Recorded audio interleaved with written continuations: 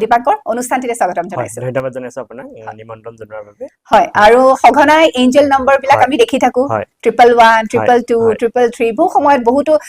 মনলে কথা আহে যে কি হয় আসলতে আমি কিয় দেখি থাকো কেতিয়াবা এনেকুৱা হয় কৰবালে উলাই গৈছো পটককে 111 দেখিছো গাড়ী নম্বৰ আকৌ অলপ দূৰ যোৱাৰ পিছত আকৌ 555 দেখিছো এবিলাকে কি বুজাই দীপাংকৰ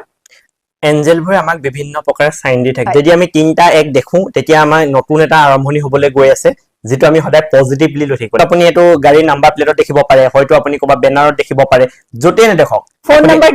দেখিব পাৰে আপুনি ঘড়ীটো আপুনি 111 দেখি যাব পাৰে কিবা কাৰণত গটিকে এভয় আপোনাৰ এঞ্জেলে সাইন দিব যাব কিবা নতুন হ'বলৈ গৈ আছে গটিকে আপুনি পজিটিভ থাকিব লাগে গটিকে আপোনাক এঞ্জেলে সাইন দি আছে আৰু হে মুহূৰ্তত আৰু এটা কথা কৈ দিও যেতিয়া বাৰে বাৰে যেতিয়া যিকোনো এঞ্জেল নাম্বাৰ দেখিব হে মুহূৰ্তত আপুনি কোনবা এটা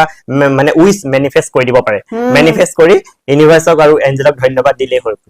গতিকে হেনুকা সময়ত মনতে যি ভাবিবলগীয়া আছে ভাবি দিব নহয় জানো আৰু এঞ্জেলক কব যে এই উইশ টু ফুলফিল কৰি দিয়ক হৈ যাব